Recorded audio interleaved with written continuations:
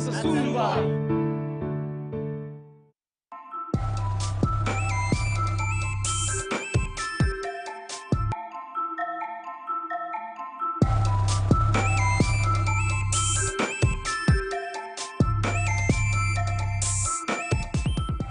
The TVWan News is proudly brought to you by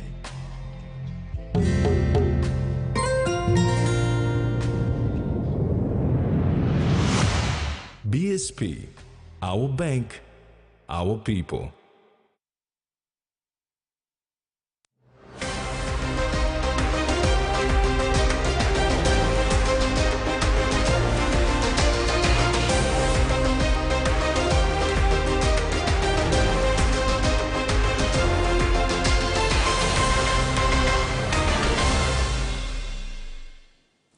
Hello and welcome to TVWan News. I'm Maricela Kelaton. And I'm Carol Kido Jr. Join me later on in the bulletin for sports.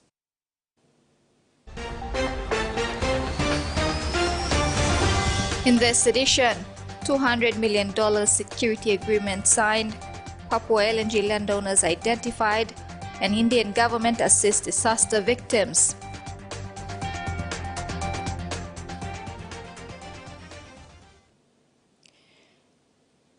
The governments of Australia and Papua New Guinea, through respective Prime Ministers Anthony Albanese and James Marape, have signed a legally binding framework to deepen the security cooperation between both countries.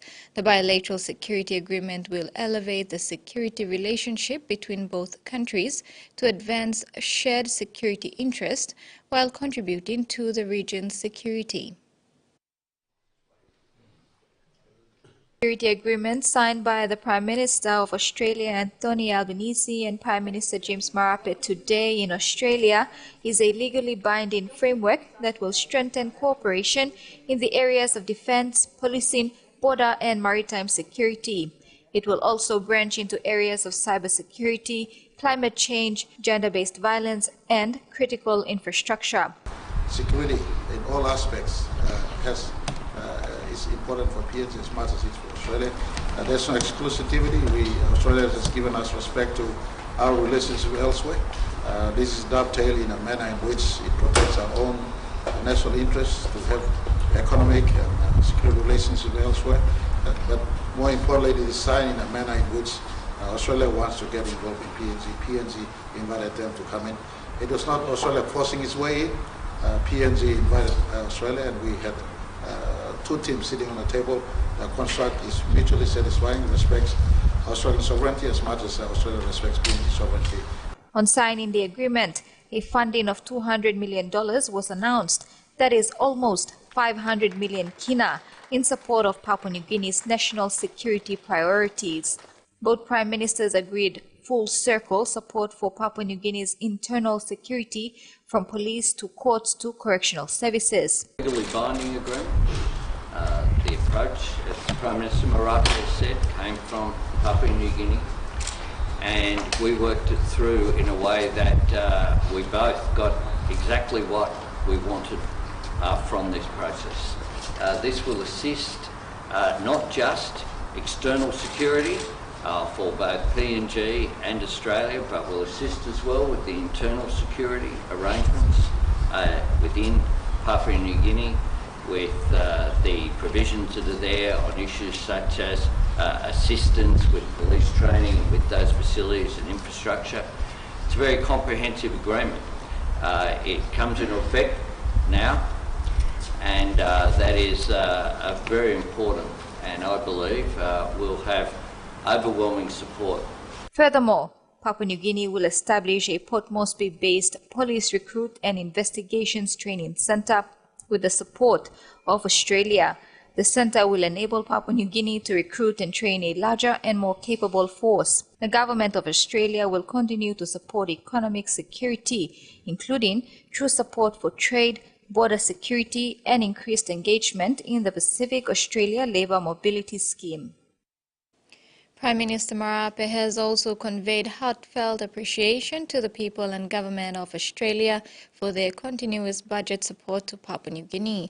He said this during a meeting with Australian Treasurer Jim Chalmers on Wednesday, December 6 in Canberra. Expressing gratitude for Australia's ongoing support, Prime Minister James Marape acknowledged the nation's contributions to fostering good governance, economic resilience, and law and order in Papua New Guinea. He also praised Australia's initiatives such as study opportunities and labor mobility programs as vital elements in promoting people-to-people relations, a key factor in strengthening bilateral ties between the two nations. Marape also informed the Australian Treasurer Jim Chalmers about the challenges posed by the depreciating value of the kina against the US dollar. Despite this, the Prime Minister assured that his government has acted responsibly by tailoring the 2024 budget to minimize the need for additional support not only from Australia but also from other development partners. However, Marape also informed Treasurer Chalmers that any future request for budget support or loans would be directly communicated by PNG Treasurer Ian Lingstarkey. Highlighting the enduring relationship between PNG and Australia, Marape emphasized the deep-rooted connections that predate the nation's self-government in 1973 and independence in 1975. He noted the extensive people-to-people relations exemplified by the recent Prime Minister's 13th Rugby League match and the significant presence of over 5,000 Australian companies in Papua New Guinea. Freddie Moe, TVWan News. Australian Defence Forces School of Professional Studies collaborated with Papua New Guinea's Defence Force to enhance the skills of PNGDF Air Element, led by Flight Sergeant Anthea Lee and Corporal Daniel Holt. The joint program addressed unique challenges, providing leadership and air power insights. The two-day course developed for various ranks saw around 40 PNGDF Air Element staff equipped with skills to tackle national challenges.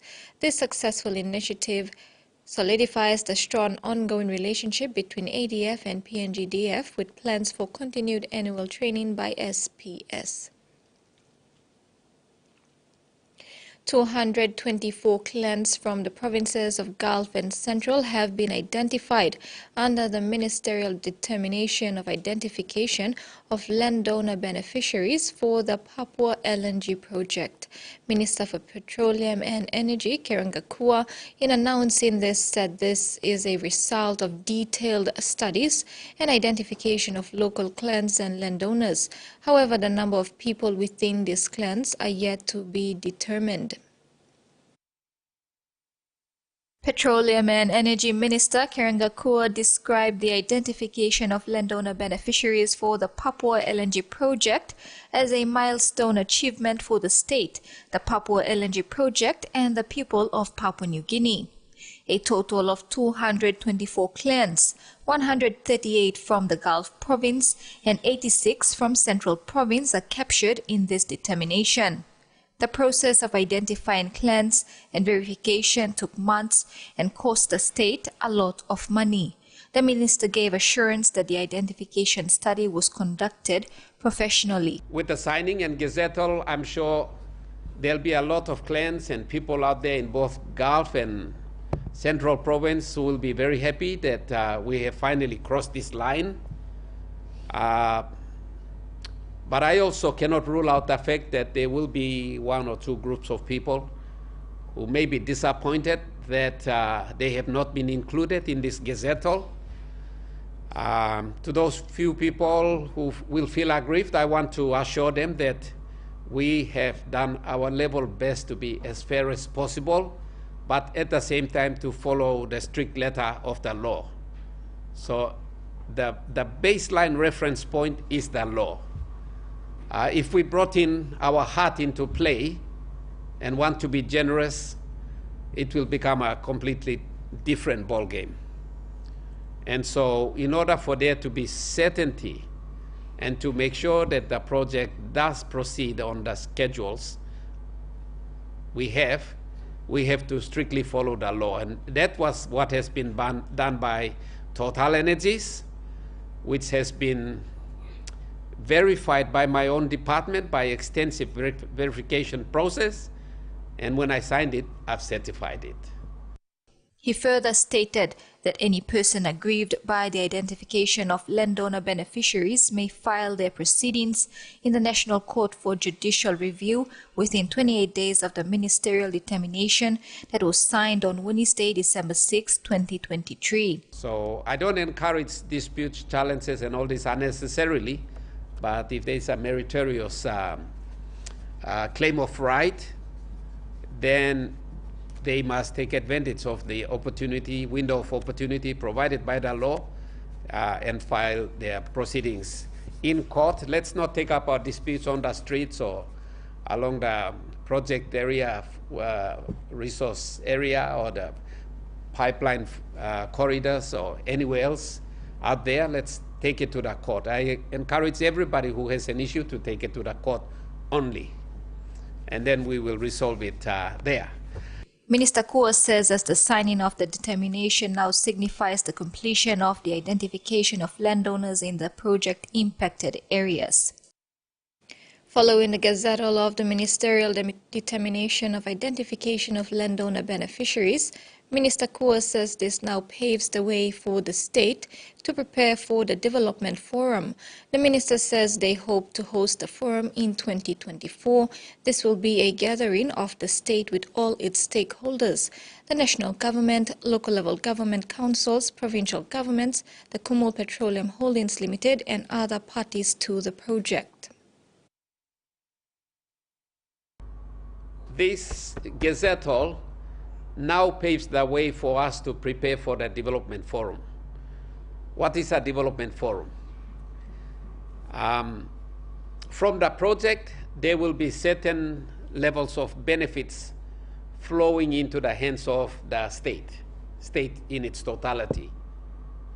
Some will go direct to the landowner, some will go direct to the provincial government, some will come to the hands of the national government, but together we call it the state. So what we will do in the development forum is, for those benefits that are going to flow into the hands of the state, is there room for us to do some more sharing? This is TVWan News. Stay tuned for more after the break.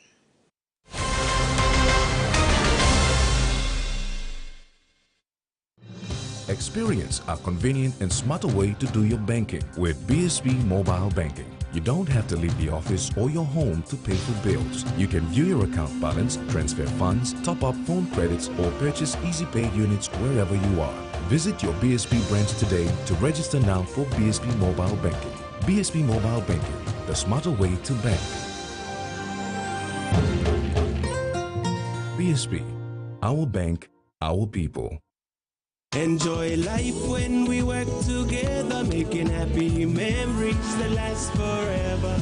Karen Cook, young or old, a scale rice family meal with toast. To bring out the smiles, cause it's a favorite by miles. Send easy go, let's get rice, low scale price. Send easy go, let's get rice, low scale price. But you like him? All Mama Flame is not all Sam. Mr. Way, you've seen flame flower long one him. Yeah, Mr. Way, make him kai belong family belong me. You go more yet. Man belong me, save like him flower balls belong me, what them cover war na spring onion. All pikinini belong me, save like him to mas pineapple donut, Mr. Way walk him low house. They make kumu mix him on them cow na karamapim long flower. Tasty hash browns. Time is Kelly one time while harpela kai. Mr. Way kissing more kai long all get a toya mi tromoy one time flame flower. You enough making more one time flame flower. A true champion is measured by their courage, their determination, and their passion to never give up and to always keep trying. With a delicious Milo and milk taste and added nutrients, Milo and milk is a great way to fuel our little champions with nourishing energy every day. Because true champions give it their all. Milo, PNG and Mia. Buying PNG made. The Toyota JD Hi-Ace bus comes in 14 and 15-seater high-roof luxury model powered by 2.8 liters JD engine for optimal performance output, fuel efficiency and quietness, designed with improved safety features and easy maneuverability for tire steering angle. The Hi-Ace lift suspension and annular frame structure is opted for smooth ride, comfort and safety. Experience the ride on the Hi-Ace bus and experience the Hi-Ace pride. The bus that exceeds all expectation. Australia's favorite chef is taking you around the world to meet amazing people. Teach me how to make this one. Experience delicious food. Bon appetit.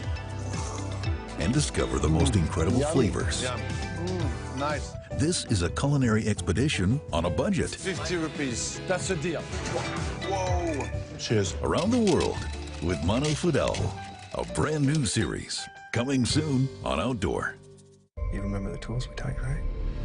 Pencil, desk, paper, shoes, your wheel. Everything okay, Charlie? It happened again. What happened? The bad thing. If you ever start to lose control, what do you do? It didn't work. If they catch you? If Phil catches me. Something's happened. I need it handled with discretion. And I need her back alive. Firestarter.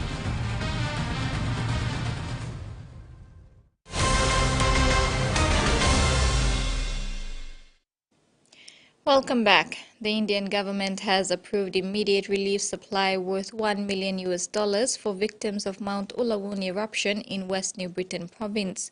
The assistance was in response to a request from the Prime Minister, James Marape, seeking relief assistance from the government of India to help the displaced people of West New Britain. Up to 26,000 people have been displaced following the eruption of Mount Ulawun last month, and Governor for West New Britain, Sasindran Muthuvel, thanked Prime Minister James Marape for reaching out to the Indian government for assistance. Muthuvel said despite the busy schedule and preparation for the national general elections next year, Indian Prime Minister Sri Narendra Modi was quick to respond to the plight of the displaced people. Muthuvel also acknowledged the Prime Minister for helping to mobilize support from Australia, who chipped in with 500 non-food relief packages. He said there is also a big team from UNDP and IOM who arrived in West New Britain to assess whether or not their request and to see firsthand whether West New Britain has the capacity to store and deliver to the affected sites. Both NBPOL and Agri Oil Palm are assisting with logistics, and the UNDP team will visit the care centers today to confirm and assess the situation before bringing the non-food packages. Governor Muthuvel said people are suffering without proper shelter, water, food and medicines. He said no major relief supplies have delivered so far, especially to address shelter issues. However, he said they are doing all they can to supply food items and procure basic medicines to the care centers. Freddie Moe, TVWan News. Teachers Savings and Loan Society, or Tisa, formally commissioned its new state-of-the-art data center today. This improvement will enable Tisa to securely store customer information and to guarantee consistent access to Tisa services without disruptions. The data center took 12 months to build and is the first and only fire-rated glass paneled wall data center in Papua New Guinea. Tisa Data Center is a world-class Tier 2 data center which will provide resilient, robust, and efficient facility for hosting the critical systems to run their businesses. It will ensure that Tisa's core IT systems are managed in a controlled, safe, and standardized environment, leading to a smooth operation for all our banking services without interruption. Khoisan mentioned that there were some minor setbacks during the year, but the Tisa team, together with their project partners, pressed in to ensure the massive project was completed.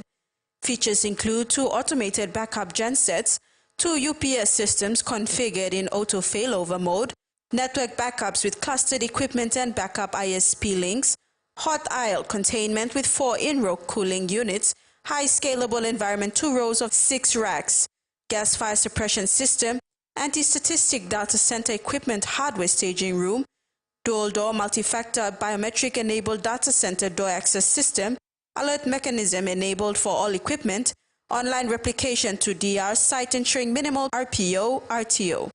So it's a milestone not only for Tisa, but also for the financial sector in Papua New Guinea and the country as well in terms of technological development. This is a pretty solid world-class data system that we've built. Unfortunately, Geraldine, we won't let our friends go down and see it because of the highly sensitive and secure environment that we need to make sure it's protected. The technical aspects of it, I'll ask our... Jasmine Erojak, TVWan News. In commemoration of the International Anti-Corruption Day, the Independent Commission Against Corruption, or ICAC, hosted a series of events. This were a talkback show on FM 100 on the roles and functions of ICAC, a workshop with journalists on the impacts journalists may have on corruption, and a workshop for middle and senior public officials on building and maintaining integrity in the public service, which occurred yesterday. Forbes said one key element is that ICAC will support public officials build and maintain the integrity of the public service. People must trust the public service to carry out their duties capably and competently without fear or favour. Trust and confidence are crucial to the proper delivery of government services. A water security project is being trialled in Western Highlands Province through the PNG Australia Partnership Program and is expected to revolutionise clean water access in Papua New Guinea's rural markets. This initiative is a beacon of hope for 3 pilot provinces, with Western Highlands taking the lead and will be followed by East Sepik and Morobe. More than a water project, this endeavour is a symphony of collaborative governance and community empowerment. Meticulously curated, the project places local voices at its core, recognising markets as bustling nuclei where the destinies of women, men and youth intertwine. The strategic selection of markets, orchestrated by a visionary working group led by the Western Highlands Provincial Administration, ensures representation across diverse sectors, including civil society. Part of that. In terms of the water security project, again, congratulations. This is the biggest understand co-contribution, one of the first that we've ever received from the project. The Western Highlands Provincial Government, through its Governor Wairapa, made a financial commitment of 1 million kina to this project, formally cementing their dedication on December 6, 2023. This collaborative funding, coupled with Australia's substantial contributions, will lay the foundation for constructing water facilities in key market locations. Beyond the infrastructure, this project is a testament to proactive resilience. Rainwater tanks and collection facilities will not only safeguard market vendors, but also create a ripple effect reaching adjacent communities with a reliable water supply. With Australia injecting up to 15 million kina, the project transcends traditional boundaries, becoming a shared commitment to fortify capacity and service delivery at the subnational level. As the Western Highlands takes its pioneering steps, it sets a precedent for cross-border collaboration, emphasizing that sustainable water solutions are not just a necessity, but a shared aspiration. While the Western Highlands unfurls the first chapter, East Sepik and Morobe eagerly await their turn in early 2024, signifying a collective stride towards a resilient and water-secure future for PNG. Carol Kidu Jr., TVWan News. And now the finance news. The kina closed unchanged at $0.2685 US in the interbank market. At Bank South Pacific, our kina was buying $0.2610 US, $0.3957 Australian dollars, $0.2349 euro, and 38.08 Japanese yen. Looking at commodity prices at New York close, all closed lower except copper closed a day higher. And on the stock market, the Dow Jones closed lower, ASX closed lower, and all ordinaries closed lower as well. You're watching TV1 News. We'll have news from abroad when we come back. Stay with us.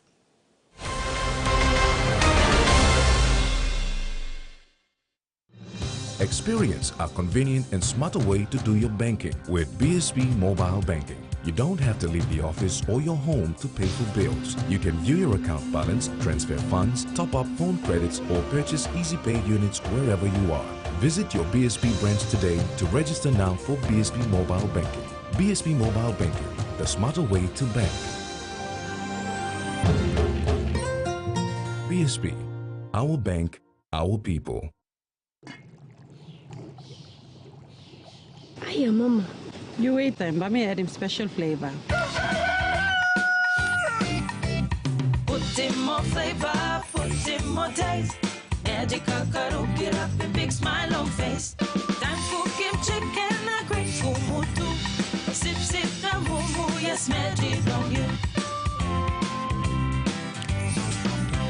Maggi, the taste PNG loves.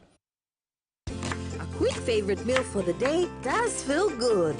Snacks noodles is my choice for a simple meal. It is easy to prepare and fast to cook. And with a touch of flavor and ingredients, quality noodles that can be cooked and enjoyed in many different ways. You see, my whole family loves it. It's made here in PNG and comes in different pack sizes. Snacks noodles, tastier but you like it more. Hey, you want talk? Want to win one of 4 Costa buses? Simply collect 6 SP Lager Red promo caps and enter the draw at a participating store near you. There are heaps of other great prizes to win too, like SP Hunters jerseys and other awesome SP Lager gifts. So enter the draw today for a chance to win. There's a bus to be won in Islands, Southern, Momase, and the New Guinea Islands. SP Lager, Bungi Mumi! Strong like you, smart like me. I hope they don't break. Now Charlie Luki's son. This is Relaxo. Strong plus Shred. Should I try them on you? No, please. I'll take them. Relaxo. Very strong, lasts long. Hello, WWE Universe. This is WWE Superstar Shayna Baszler, the Queen of Spades. I'm here to set it all on fire. Watch WWE on Digicel TV. This season, the Bunce family are taking the ultimate risk. There's no investors, there's no third party. We're paying for it ourselves. We have to find some good trade. The stakes are high, and every decision is their own. Time and money is everything. That's how important it is. Hit it! Rush, rush, rush, move, move, move. It's all or nothing. If we don't mine this year, we have no next year. Jade Fever. All new season coming soon on Outdoor. This is One Plus Video Eats. Hey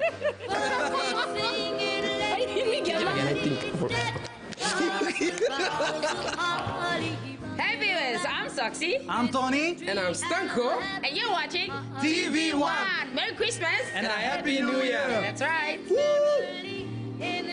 That's right. See you then.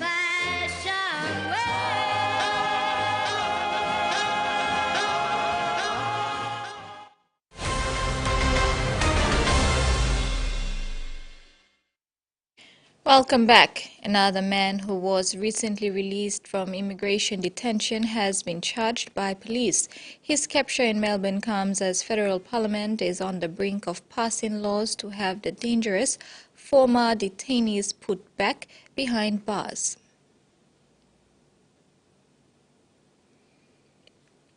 Mobile phones will be banned in Canberra's public school classrooms from next year as the ACT government makes good on its promise to bring the territory in line with the rest of the country. The announcement has some teachers up in arms, complaining of a rushed timeline and limited detail on how to implement the rule. Tough new tech rules from day one of term one. Students will not be able to bring phones to schools or use them during school hours. As well as mobile phones, wearable devices like smartwatches and in-ear headphones will be off limits for preschool to Year 10 students in the classroom during recess and lunch and at off-campus events like camps and excursions. Parents who need to contact their child or vice versa will have to use traditional channels like the front office. The rules are a little different for college students who can still have their devices at school but must keep them silenced and away from work areas during class time. For all students, exemptions will be assessed on a case-by-case basis by principals for reasons including to monitor or manage a health condition or carer responsibilities, to support students with disability or learning difficulties, or where English is an additional language. P-10 teachers who want their students to use devices for a classroom activity will also need to seek the principal's permission. That process, which involves online forms and supporting evidence, is among teachers' early concerns. It seems in the procedures to be unnecessarily complicated. Along with consultation, which the union says has been comprehensive on the policy itself, but limited on the rollout. It's week 9 of term. We've only got a few days of this school year left. There's just no information about what resources and support will be provided to teachers. Schools already have systems in place to manage student behaviour, and so they'll just implement those. In recognition of the expected teething problems, term 1 will be a transition period. Schools and teachers will take a less punitive approach and use cautions to help students understand the new policy. Italy has withdrawn from China's vast Belt and Road Initiative more than 4 years after becoming the only G7 nation to sign up, government sources said.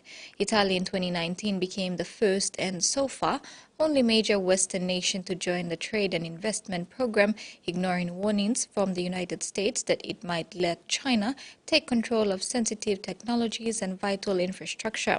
However, when Prime Minister Giorgia Meloni took office last year, she said she wanted to withdraw from the deal. The 2019 accord expires in March 2024, and an Italian government source has told several media outlets that Rome had sent Beijing a letter in recent days informing China that it would not be renewing the pact. There was no immediate comment from China. You're watching TVWan News. In sports, Rotinga embraces challenge and NCDC supports soccer. That's after the break with Carol Kidu Jr.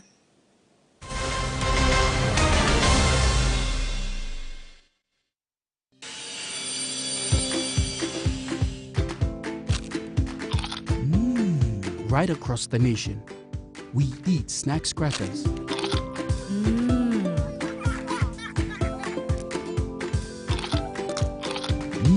Emi trubla. All get a young planalapun, only like him snacks crackers. Only make him here, no PNG, one-time lay biscuit company. It's crunchy and tasty. It's irresistible. Change your TV plan to a postpaid plan and save more than 100 kina. Get a 30-day 40-channel plan for only 85 kina and get a free DTV plan to watch rugby league, blink and you miss it, or Filipino dramas from anywhere you want. Good idea. How awesome is that? What a moment! Dial 1515 to speak to a TV agent and get yourself a postpaid TV plan today. Digicel TV. More channels, more choice, more value. Get ready for more! Digicel's new Big Plus Supersized Data Plans. Now with more options, more plans, and more time. Choose from our daily plans, now valid for 24 hours, weekly plans, or even a monthly plan from our suite of Big Plus Supersized Data Plans. All with more data and starting from as low as 1 kina. Yes, you heard right. What's up, that's all? Yes, yeah! Only Digicel's Big Plus Supersized Data Plans gives you more. Activate today on My Digicel app or dial *675# only with Digicel. He's seen as a table legend. That is delicious. Join Tommy Gomes in a tasty culinary voyage. Holy mackerel. Did I just say that? We're exploring where your quality American seafood comes from. Quality is key. The uglier the fish, the better it tastes. Take a deep dive into America's commercial fishing culture. The Fishmonger. First and exclusive. Coming soon on Outdoor.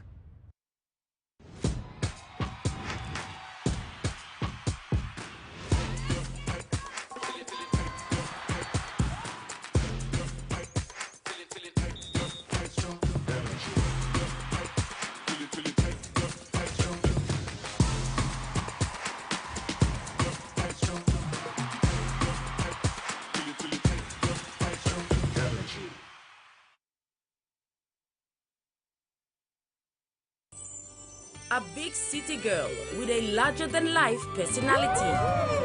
Happy birthday to you.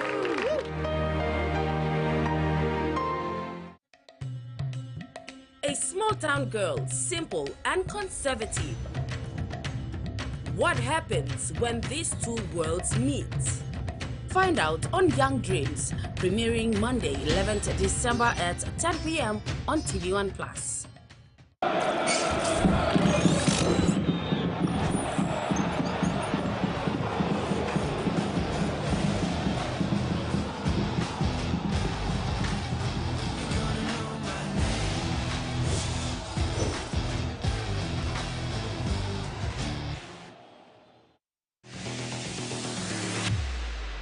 On the ground, the Fijian. Kebano, oh, Butterfingers there out of the hands of Dante. You've got to be careful. He's not. Ramos in the corner.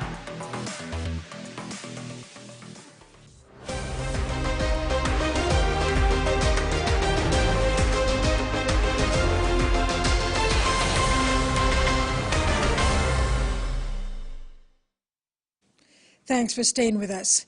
The PNG Hunters pre-season camp is progressing well since the squad was assembled last month. Under the watchful eyes of head coach Paul Eiton, training has been intense with the boys embracing the start of another challenging season ahead. It's been 4 grueling weeks of workouts for the new-look extended 2024 PNG Hunters Training squad, comprising current contracted players and the new members on train and trial, including a number of junior Kumals. Team bonding has been great with the new boys on top of their game in terms of loving and embracing each other and building the new team culture. While it's been a tough 4 weeks so far, Coach Paul Eiton highlighted that a lot of emphasis has been on getting the basics and dynamics of the game right, with systems and processes aligned to the high-performance program. Eiton has also been impressed with the level of enthusiasm, energy, and the willingness of the players to work hard. It's really basic skill. We're just repeating that over and over again. We've just started to expand in this 4th week, expand our training from the basic, and we're trying to get a bit more dynamic. We're in line with what Mong Tavol is doing, so he's started to put turns in his training, so we're starting to do that also. So we work hand in hand with the performance guys to make sure that what we're doing sort of complements each other. Coach Eiton is also excited to introduce the return of recently retired PNG Hunters Maestro number 9, Warto Puara Jr. as part of his coaching staff.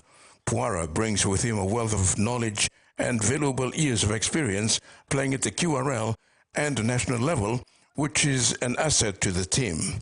Puara's other role is tailored towards helping in junior development within surrounding communities. He brings a wealth of experience. You know, he's not only, you know, he's been in Australia as well with some NRL teams in the trialling. He's played overseas in the UK, played so many Host Plus games, so he's great. I've played with him as well, so we get on rather well. I know he's going to be doing a lot of things with our community, within the community, with our junior programs, and hopefully we can start doing more junior development, and he'll be a key for that.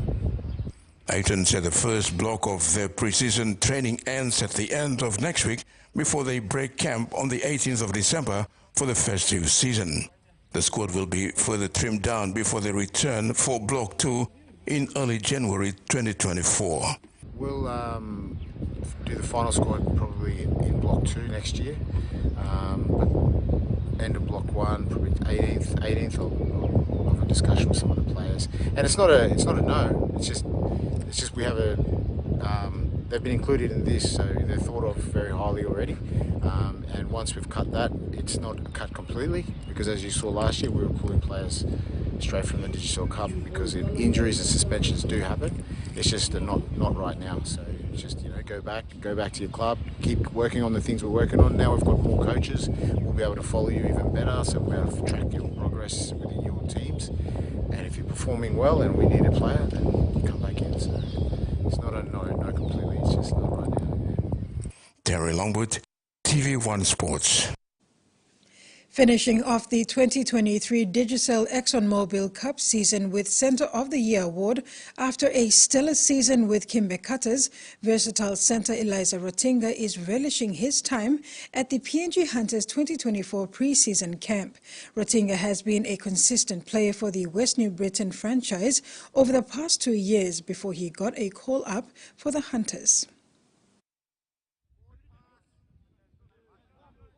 A gentle giant with a humble personality, Hunters' new recruit Eliza Roa could be the next X-factor at the Hunters' right edge after the departure of England-bound star centre Roderick Tai. Roa would be an X-factor for the team if he makes the final cut. He is tall and solid with good skill level and can play multiple positions, centre, winger and forward. He boasts a good goal-kicking track record as well at the Cutters. When joining the camp for the first time, it was a struggle for him and fellow Digicel Cup boys, but it has been a learning experience so far. Yeah. Boys environment me plan something there. Sa tintino kamlem so me kamlem. First me play lo Digicel Cup me plan me plan good. Roa is grateful for the encouragement and support from the senior boys, making them feel at home, and this has built good rapport as well among the squad. We plan different session kicking, so we plan go through kickings now and plan something. At least we play improve really one play improve really goal. Roa said at the moment he is not focused on the outcome but committing to the process and working hard to earn a spot in the final PNG Hunters 2024 outfit. We plan the boys, we plan stuff, so we make through the squad and league space, we plan get a game best, we plan boys come stuff and we plan game best, we plan all the boys do stuff, so we plan game best, we plan like professional coach or something, we plan play in that stuff, so we plan game best, we plan stuff play every season and we plan game best. Terry Longwood, TVWan Sports. The inaugural Sao Paulo Rugby League 9's tournament has been confirmed to start on December 18 and will end on December 20th at the Sir John Guy Stadium in Port Moresby. The tournament is an initiative of Jack and Gao Nanadai in recognition of their 7-year-old son, Saufa Nanadai's passion for rugby league. The Sao Paulo Rugby League 9's tournament will support Sao Paulo Brothers Rugby 9's team that has been participating in various Rugby League 9's tournaments in the country, including the recently concluded EGMAC Sepik 9's tournament in Wewak, East Sepik Province, with Sao Paulo Brothers being named after 7-year-old Saufa Nanadai, who is a passionate rugby league fan and player. The parents decided to initiate the program to appreciate the club and give it to the passion of their son. We tried again in Sepik and we had it. So that's because of the passion for Sao Paulo and we really want to move on in future. The tournament has attracted overwhelming interest with 32 teams registered so far, most of which are from Central Province and National Capital District, with some interest from Milne Bay Province. The finals format has been laid with the top 24 teams to make the finals. The teams who finished in the top 8 will participate in the Cup finals. The teams finishing in the 9th to 16th place will play in the playoffs, and the teams finishing from 17th to 24th will compete for bowl playoffs. A total of 25,500 kina cash is up for grabs. The Cup winner grabs 10,000 kina cash money with Cup, The plate winner takes home 4,000 kina and bowl winner bags 2,000 kina. Registration per team is 1,500 kina.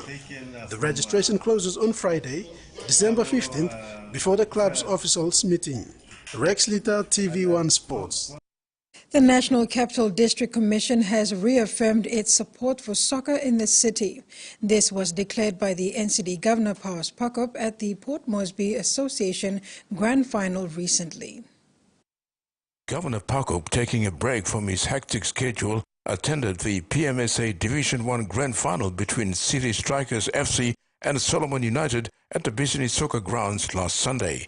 Both City Strikers and Solomon United have earned promotion to the Premier Division of the PMSA competition in 2024. The governor disclosed that PMSA, being the leading Premier soccer competition in the country, plans to field a team in the Oceania Football Confederation OFC Professional League in 2025, starting with the men's team and later incorporating a women's team.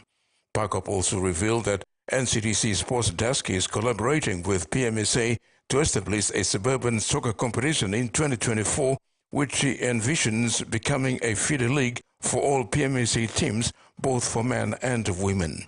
Expressing hope that the suburban soccer competition will kick off in 2024, Governor Pakop sees it as NCDC's contribution to fostering football as a platform for the city youth to pursue their dreams and contribute to the national team. Pakop expressed disappointment with the low turnout at the PMSA Grand Final. He urges executives to enhance communication and marketing strategies to attract families and children back to soccer. In addition, Pakop congratulated the women's national team for clinching their 6th gold medal in the 2023 Pacific Games. Terry Longwood, TVWan Sports. New Zealand and Penrith Panthers enforcer James Fisher-Harris has won the Men's 2023 Golden Boot Award. The Kiwis prop was one of 4 nominated for this prestigious award, which recognizes best rugby league player on the international rugby league scene for the year. Fisher-Harris leapfrogged fellow Kiwi prop Joseph Tapini, Kangaroos Payne Haas and English halfback Harry Smith to claim the top prize. Fisher-Harris is the first front rower to win the Golden Boot since the award was introduced in 1984. He was presented the boot by league legend Brad Fittler on Wednesday night. The PNG Kumul's Edwin Ipape and Lachlan Lamb were nominated for this award following their outstanding campaign in the Pacific Championships. The Golden Boot Award caps off a remarkable year for Fisher-Harris, who also won a 3rd NRL premiership with Penrith in October. The recent appointment of former NRL referee Tony Archer as manager, competition governance and match official is a major step forward for PNG Rugby League in terms of providing expertise and professionalism to help raise the standard and enhance the efficiency of our game technical officials and managers in officiating games at another level. Before his appointment in October, Archer was an advisory role, looking at the PNG RFL structure and governance and how to align with the Australian National Rugby League standards and processes. Since assuming his new role as PNG RFL Manager, Competition Governance and Match Official, Tony Archer has got the ball rolling before the new season kicks off in March-April 2024. Archer said his immediate focus is educating the franchise clubs, match officials and game administrators about the technical aspect of the game and setting up infrastructures to help enhance the work of the referees and make them more accountable when officiating matches. Most importantly, our ability to upskill the players, the coaches, the referees, our systems and processes to really build a really strong base for the growth of our Digicel Cup to get a national footprint in PNG, and then also for the flow of our players into the Hunters, into other opportunities across Australia and also domestically, and then ultimately into the NRL bid. So the infrastructure build's a really important piece, and we need to build that now. So heading into season 2024, it's a great opportunity to work with our franchise clubs and really lift the standards and the processes. Archer is really embracing the opportunity to work with PNG RFL to impart his wealth of knowledge and experience about the technical aspect of the game and help raise the standard and infrastructure using the latest software. And I've been really fortunate, really welcoming, and some of the things that we get the opportunity to put in place over the next 12 months and a couple of years is really good for the game, and it's a national sport. You know, I've been involved in rugby league a long time, so to be able to do that, it's a wonderful opportunity. He highlighted the importance of having good communication, getting systems and processes in place, and working together, which is key to making the systems work. Systems, processes, working together, open communication, and going for the greater good is what the game's about.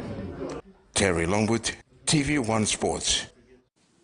And that's all we have for sports. Over to you, Mary. Thank you, Carol. We'll now have the weather forecast for the next 24 hours.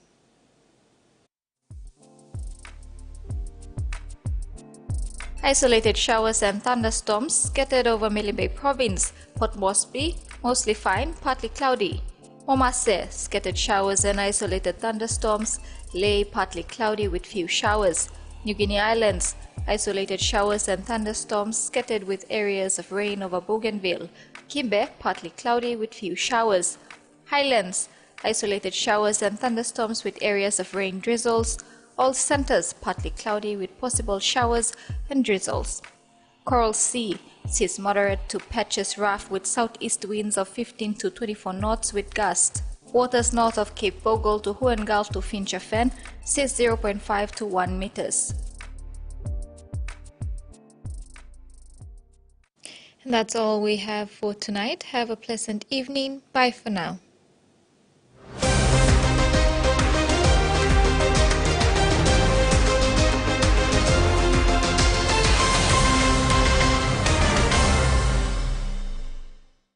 The TVWan News was proudly brought to you by